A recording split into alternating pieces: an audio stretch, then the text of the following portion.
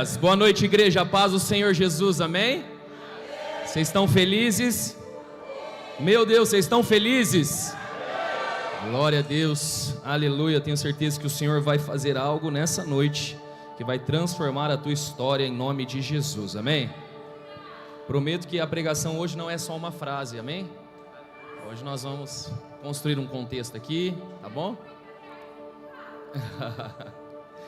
Abra a palavra do Senhor em 2 Timóteo, capítulo de número 1, verso de número 5 ao verso de número 6. 2 Timóteo, capítulo de número 1, verso de número 5 ao verso de número 6. Quem achou, diga amém. Quem não achou, fala socorro. Vamos aguardar alguém te socorrer aí. Uau, Fabrício e Duda, combinadinho. Que legal. Olha aí que bonitinho. É bonitinho um casal se vestindo igual, não é? Ai, que legal. A Bianca tá de casal com o Davi hoje.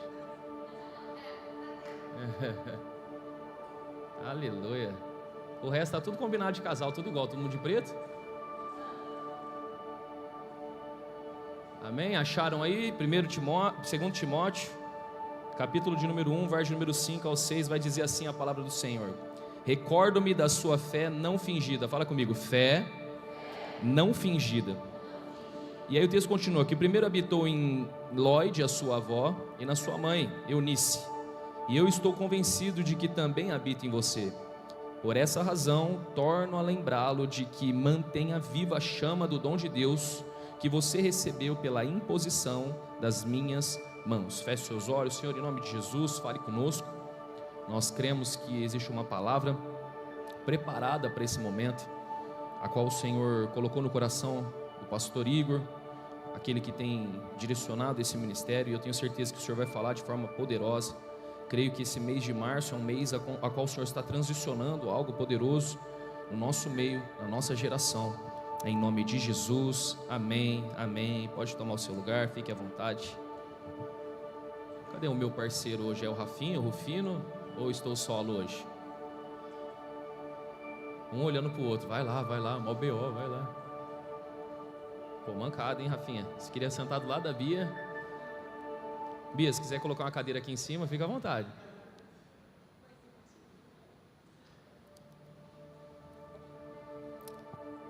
Quando o pastor Igor passou o tema para mim, eu particularmente não entendi nada. O que é fé sem meme? Eu não entendi o que ele queria dizer. Aí ele falou, vocês precisam escolher alguns homens que fizeram parte da história e que homens que são uma referência, uma inspiração. E de primeiro momento, o Billy Graham sempre foi um dos homens que eu ouvi muito a respeito, vivenciei a época dele. Infelizmente já não faz mais parte, não está mais no nosso meio, mas foi uma grande inspiração no início da minha conversão. E eu fui entender um pouco daquilo que o pastor Igor queria trazer, qual era o contexto do que ele queria trazer. E basicamente é um período onde nós vivemos uma geração viral, uma geração que se comunica através de muitos memes. Quem aqui manda figurinha o dia inteiro, meme o dia inteiro para alguém? Quem aqui tem aquele amigo que você encaminha vídeo o dia inteiro? Irmão, é a coisa mais doida do mundo.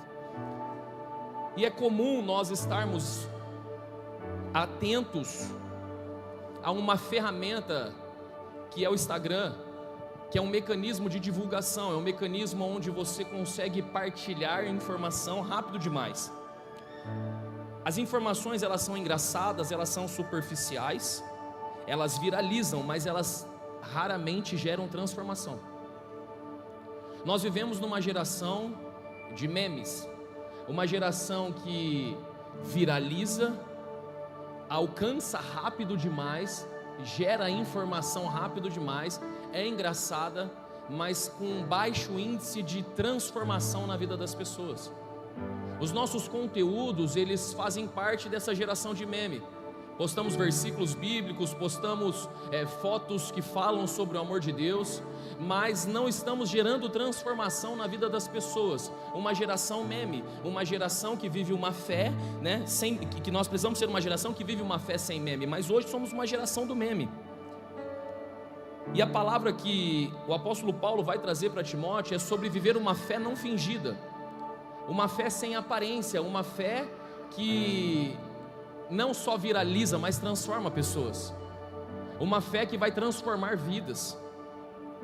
E quando ele diz uma fé não fingida, ele está dizendo assim, algo que não tem máscara, algo que não tem teatro, algo que não vive uma aparência religiosa. Se você for prestar atenção, o elogio do apóstolo Paulo a Timóteo não é um elogio relacionado a obras que foram feitas, milagres que foram realizados, mas sobre uma fé não fingida, uma fé que realmente é eficaz, é verdadeira, gera transformação, gera renovo, gera mudança na vida das pessoas. E é sobre essa visão que o Senhor Jesus ele vem construindo o seu ministério nos evangelhos.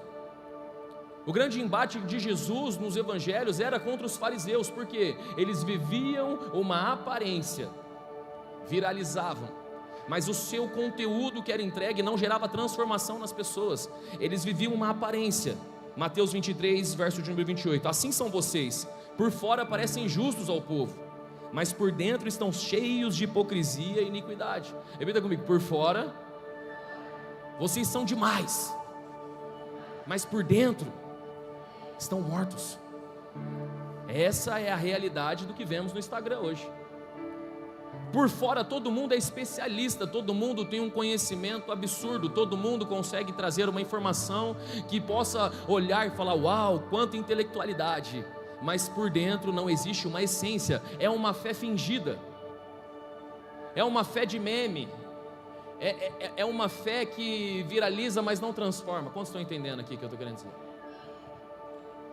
E quando nós vamos observar isso, nós vamos perceber que existiram homens que pisaram nessa terra, que eles transformaram cidades, nações e gerações, e eles não tinham as ferramentas que nós tínhamos, e mesmo assim eles impactaram cidades, nações e gerações, mesmo sem ter os mecanismos que temos, mesmo sem ter a estrutura que temos. Hoje somos uma igreja com baitas estruturas, nós somos uma igreja com um nível de seguidores muito grande, nós temos influência política, nós temos influência na sociedade, na moda, nós conseguimos cancelar até grandes marcas, dependendo daquilo que aquela marca fizer, porque nós temos esse potencial, mas nós não conseguimos transformar a vida de pessoas através do Evangelho. Somos em 60 milhões de brasileiros hoje que são constituídos como evangélicos, e somos a nação mais corrupta. Temos um prostíbulo a céu aberto que é o maior da América Latina, dentro inclusive da nossa cidade de Campinas, porque nós somos virais, mas não somos transformadores. Nós propagamos rápido demais, mas não transformamos, assim como um meme, que hoje você fala sobre esse assunto, daqui 2 dias, 3 dias, ninguém mais fala sobre aquele assunto. Hoje se transforma numa zoeira e depois de 2, 3 dias já surge uma nova zoeira. Esse é o contexto que se encontra a igreja. Temos ferramentas, temos mecanismos, podemos transformar vidas, temos um número de alcance gigantesco, mas a nossa fé é uma fé caracterizada como uma fé fingida. Não uma fé como a fé de Timóteo, onde diz uma fé não fingida. Nós precisamos fazer uma análise sobre homens e mulheres que pisaram nessa terra e geraram transformação. E hoje eu quero falar com você sobre um homem que, na minha opinião, foi um dos homens que mais inspiraram a minha vida, o meu ministério, depois daquilo que nós já lemos na Bíblia, mas alguém que andou nessa geração e fez parte da geração a qual eu pertenço. Billy Graham, ele é um desses homens que impactou a minha história quando eu comecei a ouvir sobre ele. Quem foi Billy Graham? Billy Graham foi um adolescente que aos 16 anos ele se converte na Carolina do Norte. Ele morava em uma fazenda e estava tendo uma cruzada evangelística próximo dessa fazenda, da onde ele morava, e ali naquele lugar, ele vai naquele culto, e quando ele chega naquele culto evangelístico, ele dá o passo de aceitar Jesus como Senhor e Salvador da sua vida. E quando ele dá o passo à frente e aceita Jesus, ninguém naquele auditório tinha noção que ali estava se levantando um dos maiores evangelistas que a nossa terra já experimentou, já vivenciou. Não despreze ninguém que entra dentro de um culto, porque você não tem noção de quem essa pessoa é no reino de Deus. Não despreze por aparência, não despreze por nada. Aos 16 anos, um adolescente recebe Jesus como Senhor e Salvador na Carolina do Norte. Ele cresce e a partir dali nasce no reino de Deus um dos maiores evangelistas que nós pudemos contemplar na nossa geração. Seu ministério explodiu em uma campanha evangelística em Los Angeles. Quando ele começa a pregar, o seu ministério explode. Ele fez cruzadas evangelísticas em mais de 180 países. Ele pregou em mais de 180 países.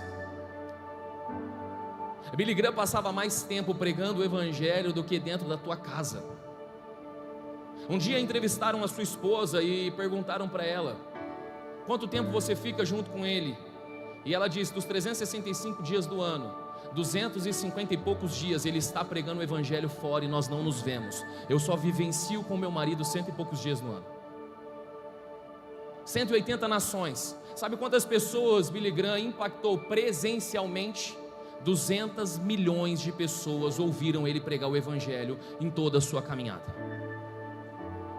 Alguém que não tinha o acesso que nós temos, as ferramentas que nós temos, alguém que pisou em várias nações pregando o evangelho de uma fé não fingida, convicto daquilo que tinha recebido da parte do Senhor, convicto daquilo que Deus tinha falado com ele.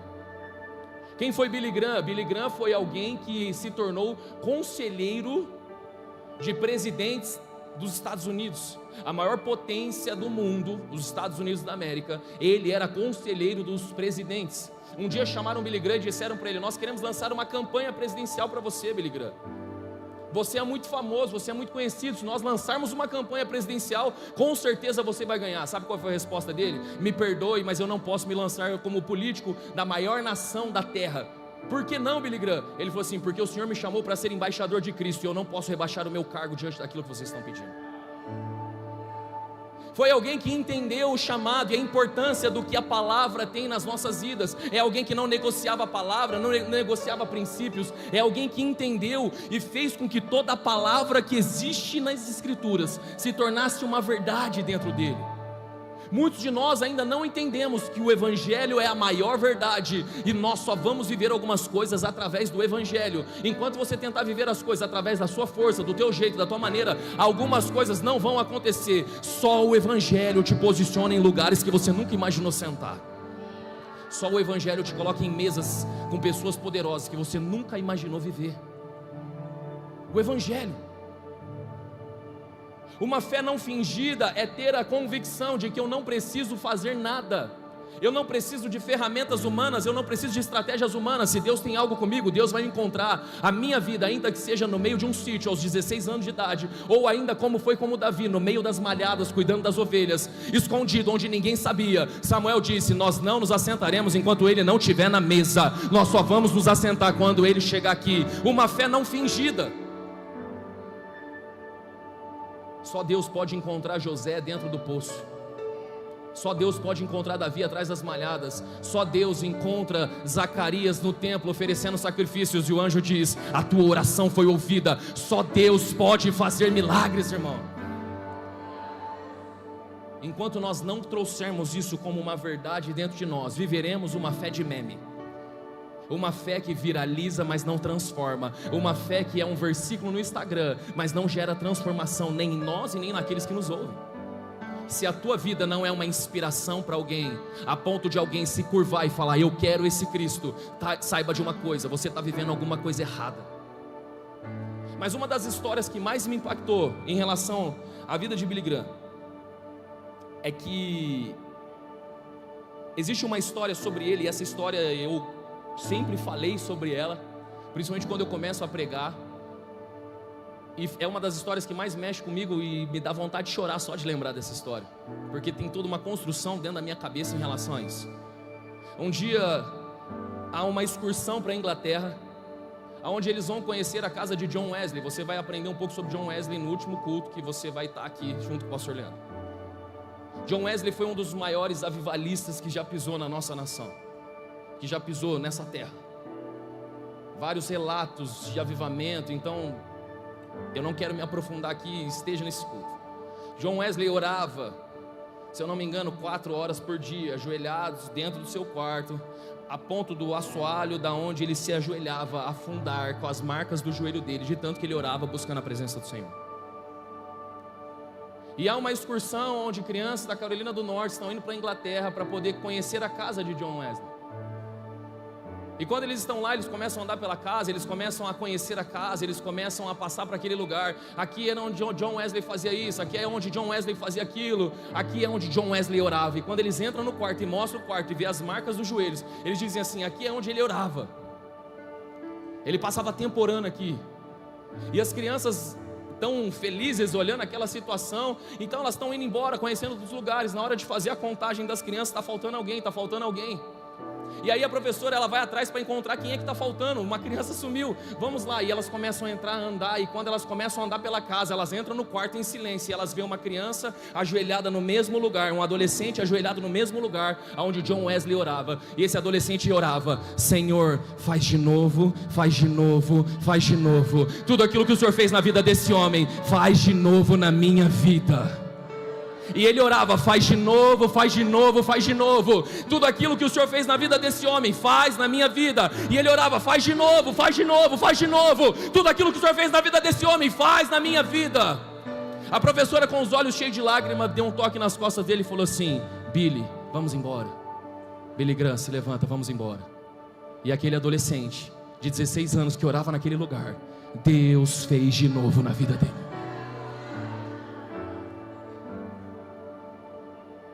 E quando eu ouvia essa história, eu me ajoelhava e falava: Senhor, faz de novo na minha vida.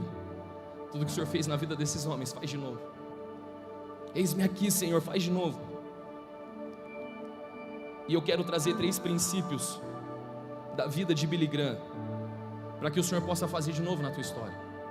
Aquilo que aconteceu um dia pode acontecer nas nossas vidas. Aquilo que nós vivenciamos um dia pode acontecer aqui no Open House. Eu creio que pode ser aqui no Open House, onde Deus vai começar um grande avivamento, uma transformação. Pessoas vão começar a chegar nesse lugar e não haverá espaço, porque a glória de Deus será tão grande. Eu creio que nessa pista pessoas vão começar a parar os carros e falar: está acontecendo alguma coisa, nós queremos essa presença. Pessoas vão começar a pular o guarda-rei ali. Por quê? Porque existe uma presença tão gloriosa. Por quê? Alguém nessa noite fez uma oração: faz de novo, faz de novo, faz de novo. Aquilo que o Senhor fez na vida desse homem, faz de novo na minha vida, Jesus. Faz de novo, faz de novo, faz de novo. Faz de novo, Jesus.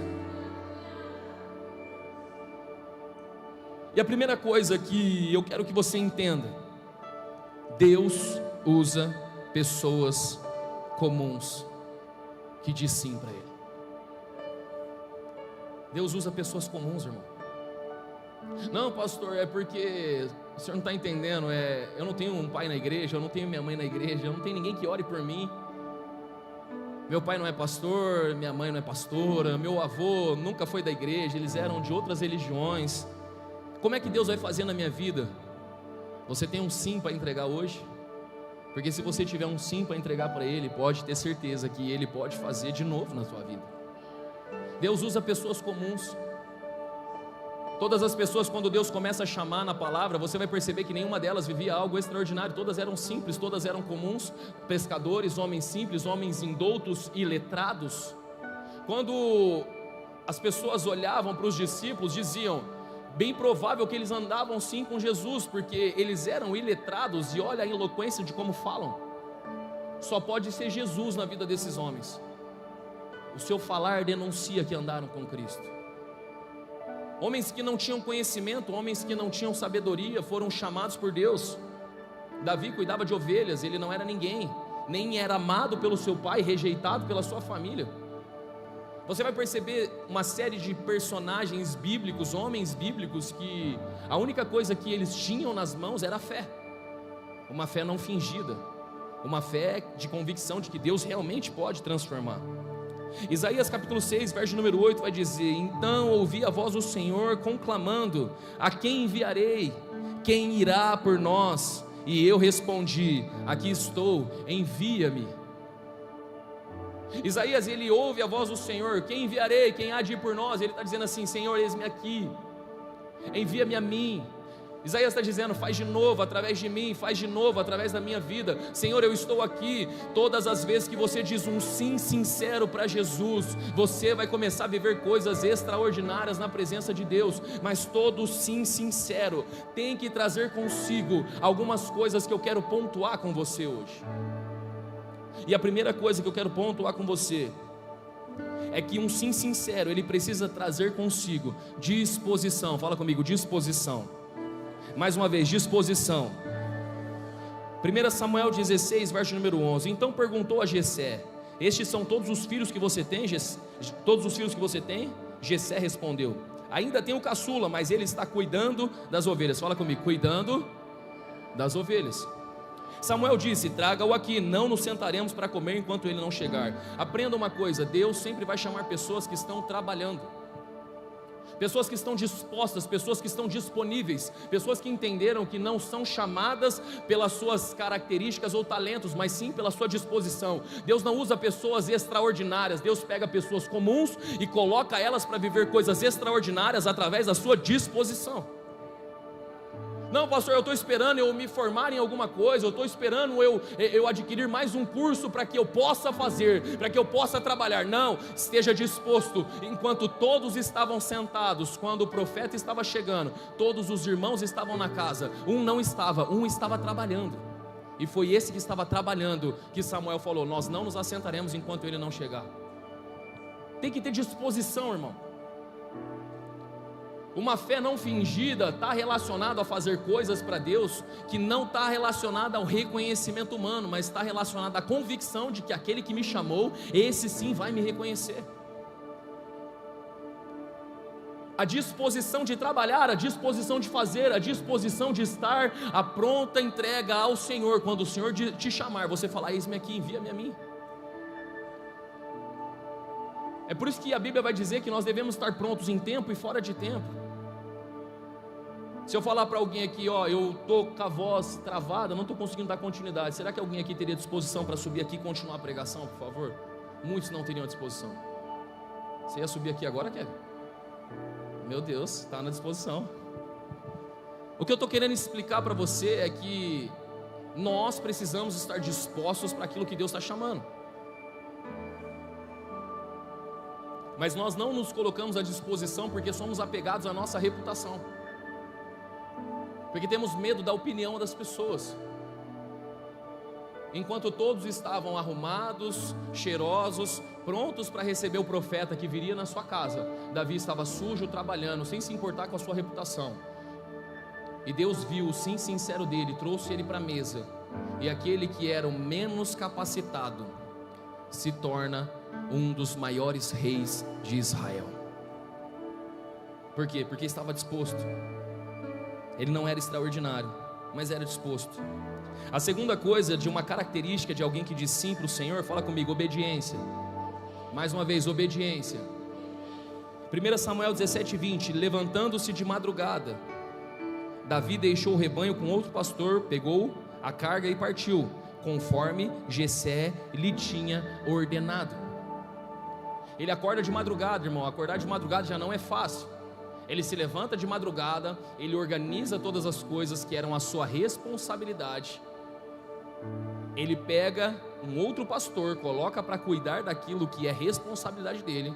Ele pega a comida e obedece à voz do seu pai e vai fazer o que seu pai está mandando.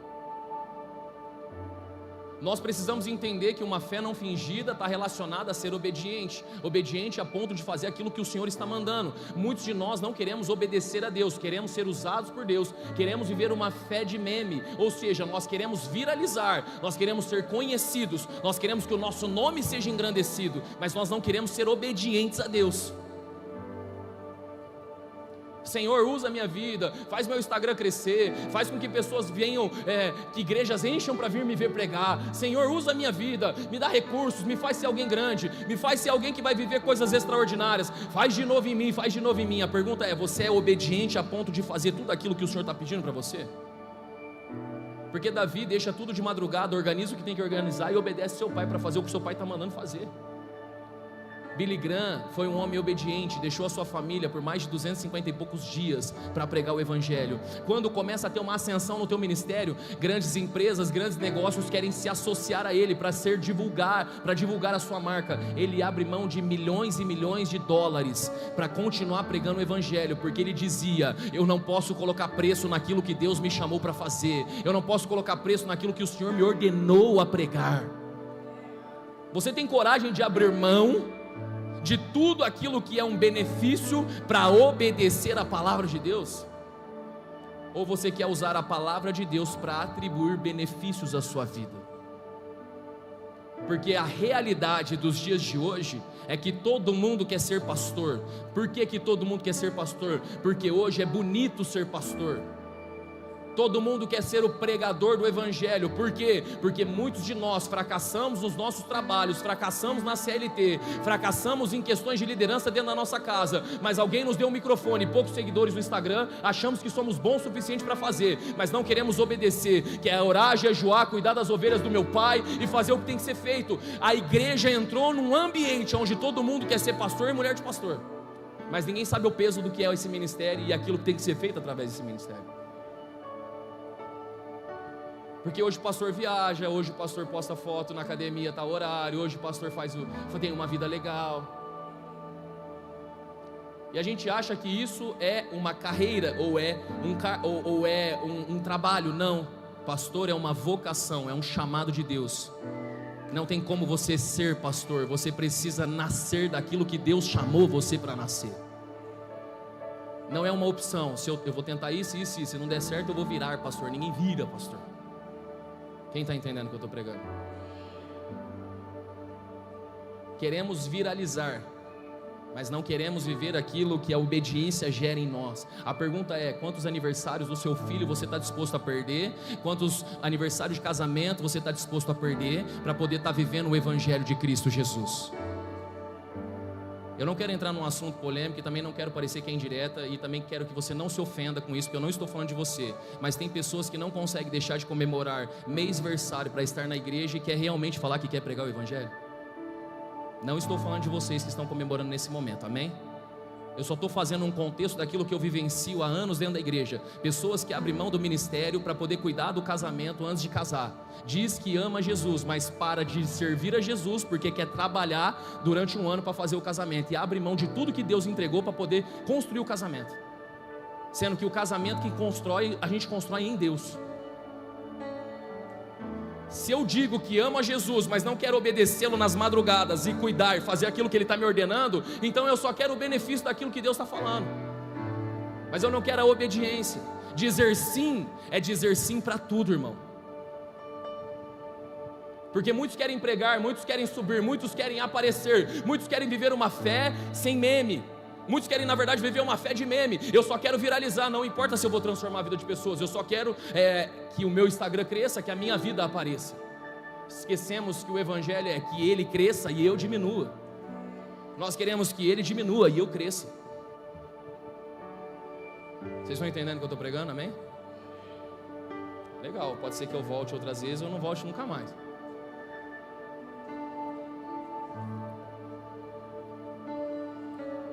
Um dia perguntaram para Billy Graham: por que você não se agregou com essas empresas, Billy Graham, que iam propagar o teu ministério? Por que você não permitiu que rádios fizessem participação nas suas cruzadas, para que você pudesse crescer cada vez mais? Olha o tanto de dinheiro que você ia ter, e você se tornaria alguém muito famoso, e teria mais acesso, acessaria mais pessoas. Sabe qual foi a resposta dele? Deus me chamou não para ser famoso, mas para ser fiel. A pergunta que eu quero fazer para você: você está disposto a ser fiel, mas nunca conhecido?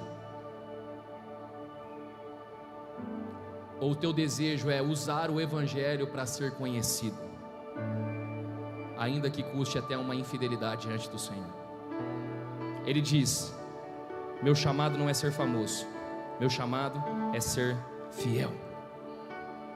E uma das fidelidades de Billy Graham não era com a sua reputação, mas era com a palavra. Fala comigo: fidelidade à palavra.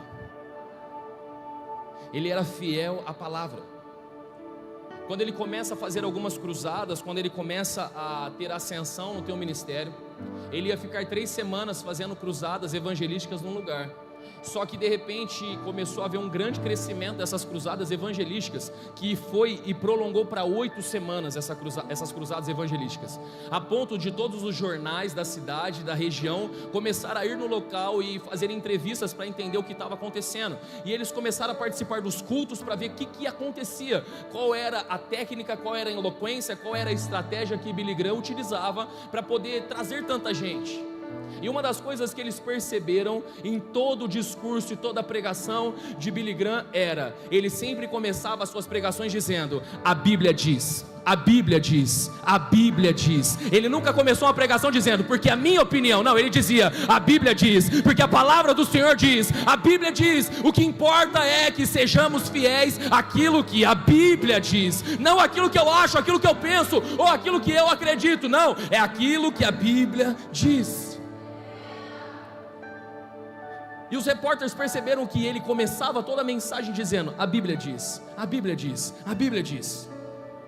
Ele era fiel à palavra, irmão. Ele não pegava fragmentos da palavra e aderia à tua realidade, não, ele vivia a palavra por completo. A pergunta é: você tem sido fiel à palavra e vivido a palavra por completo? Ou você tem usado parte da palavra para poder viver alguma realidade onde você só quer viralizar, mas não quer transformar? A Bíblia diz, assim diz o Senhor. Nós precisamos nos mover conforme a palavra. 1 Coríntios 2:1. Eu mesmo, irmãos, quando estive entre vocês, não fui anunciar o mistério de Deus a vocês com superioridade de discurso e de sabedoria. O apóstolo Paulo está dizendo: quando eu estive no meio de vocês, eu não usei palavras eloquentes, eu não fui com um discurso de sabedoria, eu não fui com palavras que aparentemente eram palavras bonitas. No verso de número 4 ele vai dizer: a minha mensagem, a minha pregação não consistiram em palavras persuasivas de sabedoria, mas em demonstração do poder do Espírito. Nós precisamos entender que a Bíblia é suficiente para você viver tudo aquilo que Deus diz que você vai viver. A Bíblia, ela é suficiente para você acessar tudo aquilo que Deus disse que você vai acessar. Somente a Bíblia, somente as Escrituras. Eu me lembro que quando eu comecei a estudar sobre o chamado que Deus tinha me dado para ser um pastor, eu comecei a observar, assistia muita pregação, muita informação, livro, muita coisa. Eu fiz muita coisa. Eu ficava ensaiando como pregar. Vocês acreditam que eu fazia isso? Eu ficava ensaiando, eu ia na igreja, pegava o microfone desligado e eu ficava fazendo movimentos de como eu pregaria. Eu vou andar para cá, eu vou falar: uau, adore o Senhor. E eu imitava como eu fazia, eu ficava treinando. Quando eu ia pregar, eu ficava treinando dentro da minha cabeça. Um dia eu cheguei numa conclusão: eu só vou ser alguém grande quando eu estudar técnicas de persuasão, técnicas de como pregar, técnicas de como ministrar em cima do palco. Eu fui fazer curso para me especializar nisso. Eu fiz formação em coach, eu fiz curso de como palestrar, técnica de palco. Eu sei utilizar todas as técnicas de palco que vocês podem imaginar. Eu estudei tudo sobre isso, eu comecei a ficar fissurado, porque eu entendi uma coisa: quando eu ficar muito especialista nisso, aí Deus vai começar a me usar. Eu estudei psicologia, eu estudei psicanálise, eu estudei tudo sobre comportamento humano, eu li livros que são voltados para isso, e eu falava assim: Deus, eu estou preparado, pode me usar. E nunca Deus me levava a viver nada, porque a nossa mentalidade está dizendo que Deus só vai nos usar quando nós nos especializarmos com ferramentas humanas, ferramentas naturais dessa terra. Pastor, então você está dizendo que você é contra? De maneira nenhuma, sou muito grato a tudo que eu aprendi, mas eu tenho uma coisa a dizer para você: tudo isso eu considero como esterco diante do Evangelho de Cristo Jesus. Tudo isso perde o seu valor, porque quando você abre a Bíblia e você só fala uma coisa: a Bíblia diz, tudo é transformado, a presença dele vem, a glória dele desce. Quando você entende que o que importa é o que a palavra diz, e não aquilo que você estudou, aprendeu, ou aquilo que você tentou performar, ou aquilo que você tentou agregar de conhecimento para você, tudo isso, o apóstolo Paulo vai dizer: considero como esterco diante dos mistérios de Cristo Jesus. Porque o Evangelho, ele não consiste em palavras de sabedoria humana, mas no poder de Deus, irmão. Então pessoas podem subir aqui, pregar bonito, fazer uma colocação em relação a elevar a voz e abaixar a voz no momento certo. É fácil demais conseguir fazer você chorar. É só eu começar a pregar dessa forma, mudar a minha voz, a estrutura e começar a falar como foi difícil. Mas é fácil demais eu também tirar um glória a Deus, um aleluia da tua vida, porque quando eu ergo a voz, você vem junto.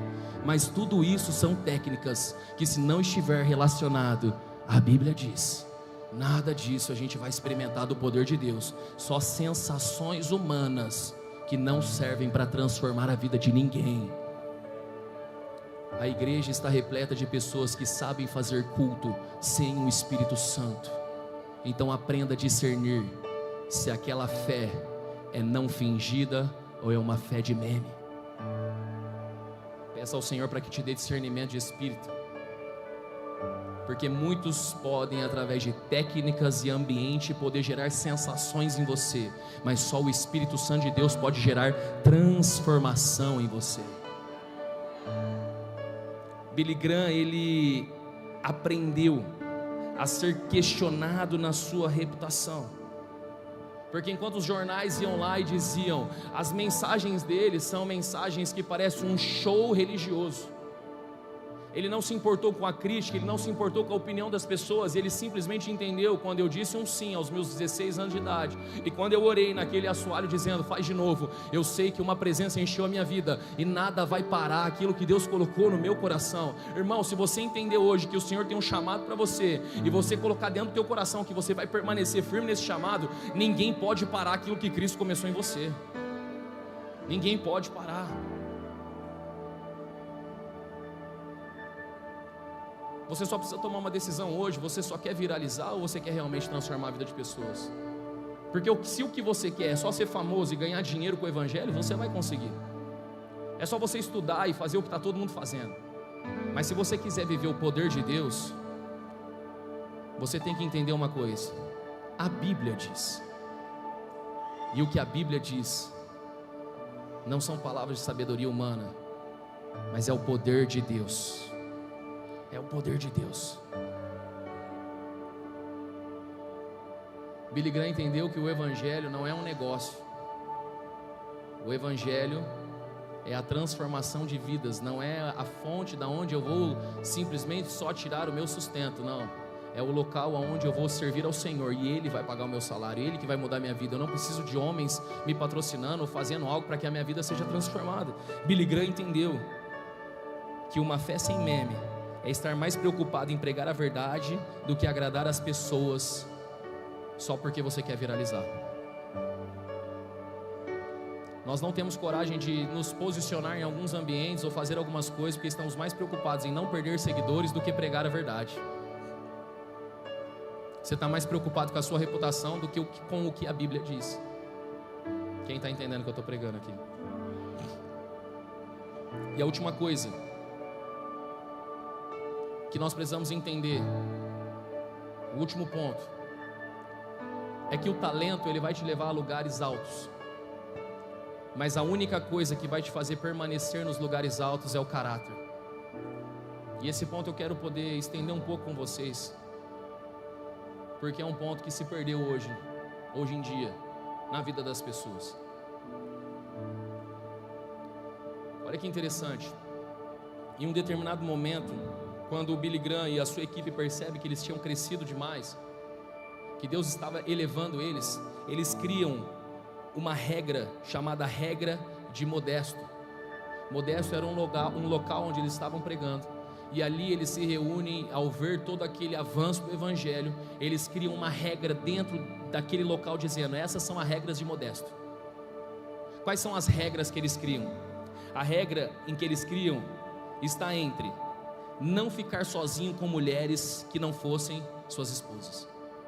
Então eles tinham uma regra entre eles: nós não podemos ficar sozinhos com mulheres que não são nossas esposas. É uma regra. A outra regra: ter prestação de contas financeira clara. Nós vamos prestar contas das nossas finanças de forma clara. A terceira regra: não exagerar em número de conversões nas cruzadas. Se converteu X pessoas, foram X pessoas, não foi 2 vezes X de pessoas. Nós vamos ser fiéis aos números a qual Deus tem entregado nas nossas mãos. E nós vamos evitar qualquer aparência de escândalo. Eles criaram essas regras, porque muitos de nós podemos chegar em lugares altos, mas o que vai fazer você não cair de lá, irmão, são os parapeitos que você vai colocar diante desses lugares altos. Em Deuteronômio, Deus vai falar para Moisés: Moisés, quando você construir uma casa, no andar superior da casa, coloque parapeitos no andar superior, para que quando alguém esteja lá em cima, ela não venha cair dali de cima. Parapeito é algo que te protege. Aqui nós não temos parapeito no altar, então eu posso vir andando e cair daqui. Eu estou num lugar um pouco mais alto que vocês, eu estou elevado diante dos olhos de vocês, e se eu continuar andando daqui para frente eu vou cair, porque não tem nada que me protege, não existe parapeitos aqui. Já ali na galeria você vai ver que tem parapeitos, para evitar que alguém caia dali, e alguém só vai cair dali de cima se desrespeitar o parapeito.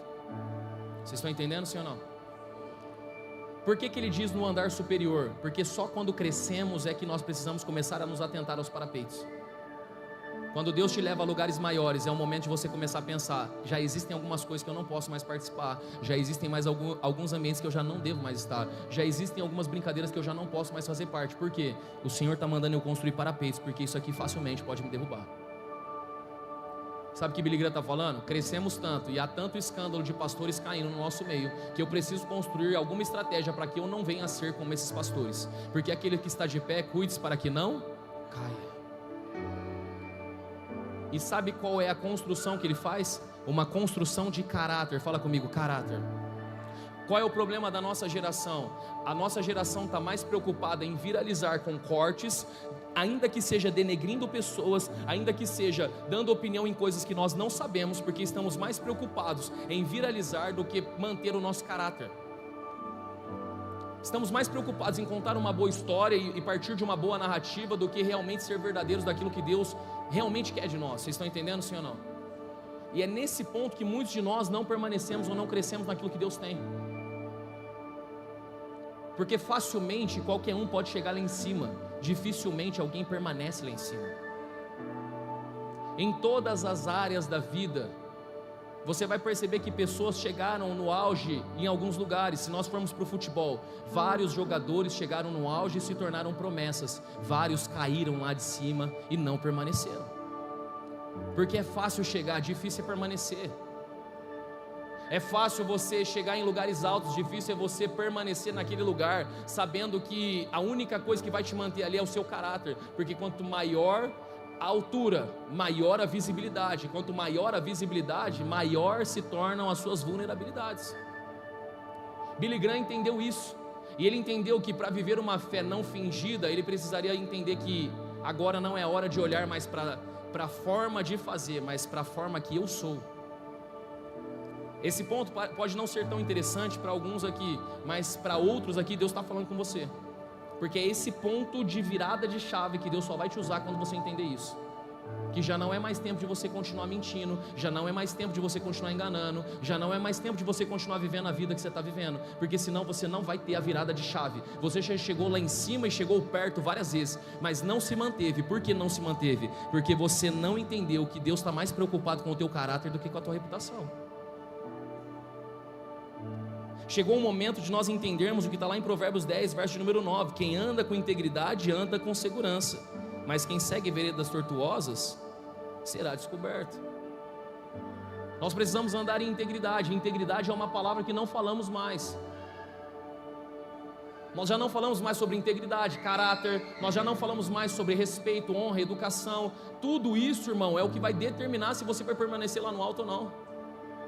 Tudo isso é o que vai determinar se você vai ter uma carreira aonde você vai poder dizer o que o apóstolo Paulo disse: eu combati o bom combate, eu completei a carreira, eu guardei a fé. Porque muitos vão combater o bom combate, outros ainda vão terminar a carreira, poucos vão guardar a fé. Muitos vão terminar já sem fé, sem esperança e sem vontade. Só terminaram porque senão alguém diria que não deu conta. Terminaram por terminar, mas nunca foram aprovados diante de Deus. Vocês estão entendendo, sim ou não? Caráter é o que importa e é o que nós menos valorizamos na nossa geração. A prova disso é: qualquer pessoa pega um corte de qualquer pessoa, pega uma história de qualquer pessoa e joga essa história em qualquer lugar só para mostrar que está certo, porque o que importa é a minha opinião, não o caráter que eu carrego. O que importa é a minha verdade, não a realidade do que Deus realmente está mostrando ali. Billy Graham está dizendo: nós não vamos nem falar números fictícios e nós não vamos inventar, porque se nós inventarmos, as pessoas vão achar que estamos querendo propagar o nosso nome. Nós não vamos fazer nem isso. Então, quando há um escrito dizendo que ele pregou a 200 milhões de pessoas presencialmente em todo o seu ministério, é um número real, não é um número aproximado. Ele realmente viveu isso. Ele realmente pisou em 180 países pregando o evangelho. Você quer ser alguém que vai viver algo extraordinário em Deus? Você quer ser alguém que Deus vai fazer de novo, faz de novo, faz de novo? Você precisa entender algumas coisas. Primeiro, Deus usa pessoas comuns que dizem sim para Ele. A única coisa que você precisa a partir de agora é ser fiel à palavra, porque sendo fiel à palavra, você não precisa de mais nada. E a terceira coisa é: mantenha a sua integridade, mantenha o seu caráter, que o seu sim seja sim, que o seu não seja não. Se você se comprometeu em fazer, faça. Se você não se comprometeu, não tenha compromisso com quem coloca pressão em você, porque isso não tem nada a ver com você. Mas se você deu a sua palavra, ainda com dores, cumpra a sua palavra, porque o evangelho ele é provado em situações como essas, não em situações extraordinárias, mas é nas pequenas coisas que nós caímos. O que derruba pessoas não são montanhas, são pequenas pedras. Ninguém tropeça em montanha, a gente só tropeça em pequenas pedras. São os pequenos detalhes, irmão. Integridade, caráter. Não adianta você vir aqui levantar suas mãos, adorar a Deus. Não adianta você subir aqui, cantar, pregar ou fazer qualquer coisa, sendo que você sai daqui, você mente, você engana, você rouba, você faz tudo aquilo que não é a vontade de Deus. Você mente no seu trabalho, você engana no seu trabalho, você negocia coisas que não deveria negociar, você mente em contratos, você mente em pequenas situações. Não adianta, é uma fé fingida, é uma fé de meme, é uma fé mentirosa. Mas nós não queremos falar sobre isso, porque todos nós queremos que o culto chegue no final e a gente vem aqui na frente dizendo: Senhor, faz de novo, faz de novo, faz de novo. Deus está dizendo para você: já era para eu ter feito lá em 2020, 2021, mas eu não fiz, porque você ainda não começou a cuidar do teu caráter, e eu não vou usar uma pessoa com caráter deprovável diante de mim. Não casa a santidade de Deus com um caráter reprovado como o seu. É por isso que você vai, tenta, faz e nada acontece na sua vida, porque você ainda não alinhou o seu caráter com aquilo que realmente importa, que é a vontade de Deus. Eu sou assim mesmo e as pessoas que gostem de mim. Não é assim que funciona a vida, irmão. Você só quer viralizar, mas você não quer transformar ninguém. Parece que é um ponto que está meio desconectado de toda a palavra que nós estávamos trazendo. Parece que é um ponto que não faz sentido, mas é isso que Billy Graham decide. Nós não vamos fazer aquilo que todo mundo está fazendo. Nós vamos manter o nosso caráter, porque o que vai fazer com que a gente tenha um ministério sem escândalos é ter caráter. Casa do Pai, Deus tem algo para vocês. Open House, Deus tem algo para vocês. E tudo isso está relacionado a uma única coisa: mantenha o seu caráter diante da presença de Deus, que Deus pode pegar você daqui e colocar você aqui em questão de dias, meses, horas, segundos. Não, mas todo mundo fala mal, tá? Mas eu não sou todo mundo, eu não vou participar. Não, mas todo mundo mente, mas eu não quero participar disso. Não, mas todo mundo namora de qualquer jeito dentro da igreja, todo mundo faz de qualquer jeito, pastor. Qual que é o problema eu fazer? Está todo mundo fazendo. Irmão, todo mundo faz, mas eu não quero fazer com todo mundo. Eles podem, você não, porque você carrega algo que eles não carregam. Quando eu estava na igreja mais novo, eu sempre questionava meu pastor: pastor, você tem que fazer alguma coisa, olha a bagunça que está a igreja, fulano e a ciclana está fazendo tudo errado, os outros estão, o casalzinho ele está viajando, fazendo tudo errado, pastor, tem que fazer alguma coisa. Ele falou assim: quem ainda não entendeu o que carrega, não adianta você ficar tentando colocar um peso sobre essas pessoas. Sabe por que eles fazem e você não? Porque você entendeu que o sim que você diz para Deus é um sim completo. Então para de ficar se preocupando com a vida dos outros, irmão. Feche seus olhos e segue aquilo que Deus está falando com você. Porque o que fez Pedro afundar foi reparar no vento forte, na tempestade. Tem gente tirando os olhos de Jesus e afundando na fé, porque começou a ver a vida das pessoas dentro da igreja e começou a querer andar igual as pessoas da igreja andam. Nem todo mundo que está na igreja realmente é igreja. E se você não entender isso, você vai ficar tentando lutar com coisas que não dá para lutar. Tá todo mundo fazendo, todo mundo anda desse jeito. Esse é o padrão, tá? Esse é o padrão de todo mundo, não é o padrão nosso. Eles podem, nós não. Por quê? Porque nós temos um chamado. O Senhor quer fazer de novo na nossa vida, o Senhor quer fazer de novo na nossa geração. Mas você precisa de 3 coisas hoje. A primeira delas, diga sim ao Senhor. A segunda delas, não tente usar outra coisa a não ser o Evangelho. O Evangelho não precisa de fermento. Ele só precisa de alguém disposto a ir para frente, a ir para cima e realizar. A Bíblia diz. E a terceira coisa, você precisa manter o teu caráter, porque senão você vai viralizar, mas você nunca vai transformar ninguém. Se coloque de pé em nome de Jesus, eu quero orar com você.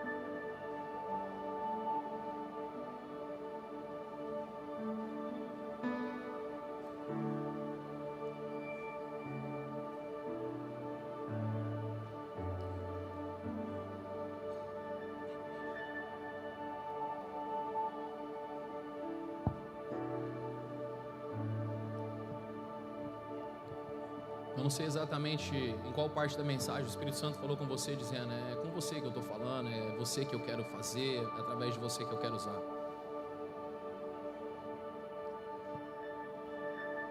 Esse ano foi de dezembro até agora um ano onde Deus ele fez algumas mudanças assim, mudou minha vida de cabeça para baixo mesmo. Em fevereiro, final de janeiro, eu estava indo para o Rio de Janeiro pregar, e eu estava saindo de madrugada para as crianças irem dormindo no carro.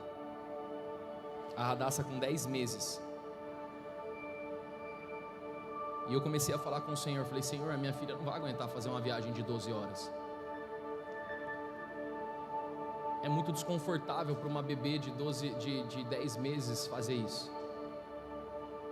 E eu comecei a me lembrar de todas as orações que um dia eu fiz diante do Senhor, quando eu não tinha nem família ainda, quando eu só namorava, as orações que eu fazia, e eu dizia: Senhor, pode me usar, me usa como o Senhor quiser. Senhor, faz o que o Senhor quiser da minha vida. Senhor, eis-me aqui, envia-me a mim, eu estou disposto, eu estou disponível, eu vou fazer tudo que o Senhor mandar, aquilo que o Senhor falar eu vou fazer. E aí era 3, 4, 5 horas da manhã, e eu na estrada falando com Deus, orando, e o Espírito Santo começou a me lembrar sobre todas as orações que eu fiz um dia, e Ele estaria realizando todas elas. A pergunta que Ele me fazia é: você está disposto ainda a abrir mão de tudo para me servir? Você está disposto a abrir mão de todas as coisas para estar na minha presença? Eu me lembro que quando nós começamos a casa do Pai, eu fiquei 2 anos sem receber R$1 de nenhum lugar, sem salário, sem nada, orando todos os dias, falando assim: Senhor, sustenta a minha casa, porque eu decidi realmente fazer a Tua vontade, eu não tenho para onde ir, eu não tenho o que fazer. E sabe o que eu via naquele momento? A vida de cada um de vocês, que eu não conhecia nenhum de vocês, mas eu sabia que em algum momento Deus enviaria vocês para cá, por causa de uma renúncia. Enquanto eu viajava, eu via minha filha de 10 meses, desconfortável, durante 12 horas numa cadeirinha, e eu falava assim: Senhor, a minha oração ainda é: faz de novo, faz de novo, faz de novo. Eu abro mão do que tiver que abrir mão, para que o Senhor possa conduzir a minha casa, a minha vida do jeito que o Senhor quiser. A mensagem para você hoje é: Deus tem poder para fazer de novo. A pergunta que eu preciso fazer para você é: você está disposto verdadeiramente a abrir mão de tudo o que você acredita para que Deus possa fazer de novo? É uma pergunta séria, e a pergunta é tão séria que às vezes você está planejando algumas coisas na sua vida e Deus está falando assim: tudo bem, você vai viver tudo que você tem planejado, mas você não vai ficar dentro do seu planejamento, você vai ficar dentro do meu. Você acha que era meu planejamento colocar uma bebê de 10 meses para fazer uma viagem para pregar o evangelho? Meu planejamento era cuidar da minha filha até ela ter uma certa idade, dar um tempo de algumas coisas, mas eu não vivo no meu relógio, eu não vivo na minha agenda e nem no meu calendário, eu vivo na agenda dele, no relógio dele, no plano dele. Porque quando eu orei dizendo faz de novo, eu precisei abrir mão de algumas coisas que eu acredito. Meu filho está em algum lugar agora aqui da igreja que eu não sei qual é. Lá em cima. Não era um plano nosso, porque o certo é dormir 7 horas da noite, comer as alimentações certinhas, para que possa ter um bom desenvolvimento, uma vida saudável, tudo conforme diz o protocolo. Mas um dia eu disse sim para ele, e eu falei: Senhor, eu vou fazer tudo que o Senhor quiser. E o Davi falou: eu quero ir para a igreja hoje. Eu falei: então você vai. Está em algum lugar, que já era para estar dormindo e está acordado fazendo bagunça em algum lugar agora. Uma fé não fingida não significa que não é uma fé sem que você não vai renunciar a nada, você vai renunciar a muita coisa. Você vai sofrer demais, irmão. Mas se você quer uma vida confortável, se você só quer viralizar, se você só quer ter um engajamento, deixa eu te falar uma coisa: cai fora desse evangelho, porque não é para você, cara, porque é difícil demais viver o evangelho, é dolorido demais.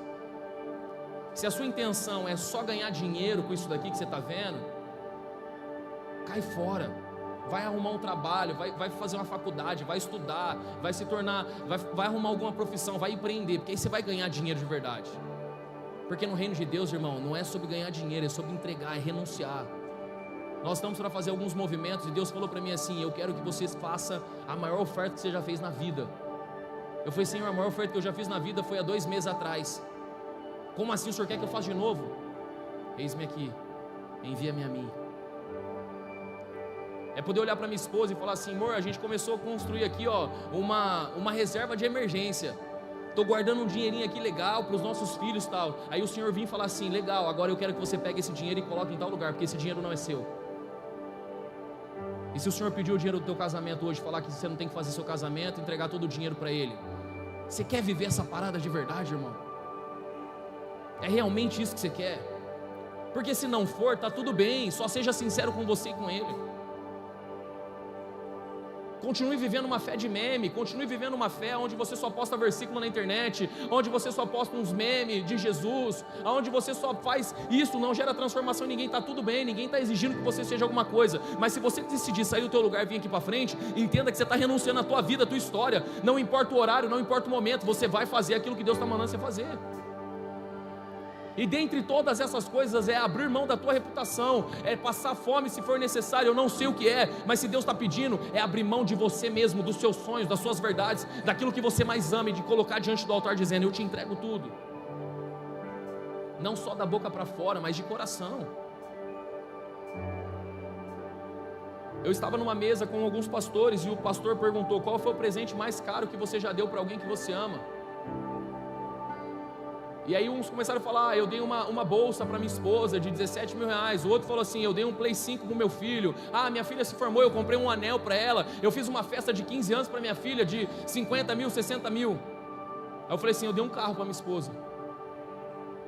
Aí ele foi e fez uma pergunta na mesa, e a pergunta foi: tá, e qual foi a coisa mais cara, o presente mais caro que vocês deram para Deus? Ficou um silêncio na mesa. Aí ele falou: porque aquele que ama mais pai, mãe, filho, amigos, irmãos do que a mim, não é digno de mim. E eu fiz uma aliança com Deus, de que antes de eu morrer, o presente mais caro que eu quero entregar vai ser na presença dele. O presente que eu dei para minha esposa é de 100 mil reais. Eu vou dar um dia uma oferta maior que 100 mil reais. Pastor, você é doido, não tem nada a ver. Irmão, você está disposto a ouvir a voz de Deus e obedecer de verdade?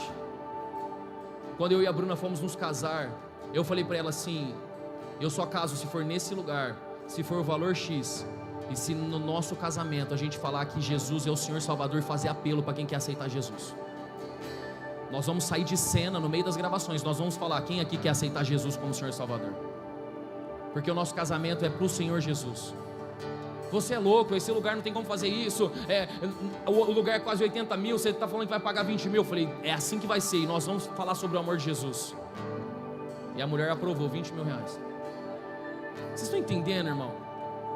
Você está disposto a abrir mão da sua verdade, da sua vida, do seu querer, de tudo que você acredita? Você está disposto a colocar os seus filhos de 2 meses, 3 meses, debaixo do banco da igreja, porque você está aqui orando e jejuando, porque Deus mandou você vir aqui? Ou você prefere o conforto do teu lar, o conforto da tua casa, o conforto dos seus móveis e da tua vidinha simples? É isso que você quer? Está tudo bem, ninguém vai te criticar, mas se você tomar uma decisão de vir para frente, entenda que você está abrindo mão de tudo, dos seus sonhos, das suas vontades, de tudo, para que Deus possa fazer de novo. Você tem que abrir mão. Eu não sei se você está entendendo, mas foi essa mensagem que o Espírito Santo colocou no meu coração. Eu não sei se é para uma pessoa, se é para 10 pessoas, eu não sei se é para 5, mas uma coisa eu sei: se alguém que está aqui hoje ouvir isso aqui e entender o que o Espírito diz à igreja, pode ser que se levante um dos maiores evangelistas que já pisou nessa terra dos próximos tempos. Se essa mensagem é para você, pede licença para quem está ao teu lado. Sai do seu lugar, o altar do Senhor está aberto. Se a tua oração hoje é: faz de novo, faz de novo, eis-me aqui, envia-me a mim. Deixa o Senhor quebrar você, e esteja atento a tudo que Ele quer.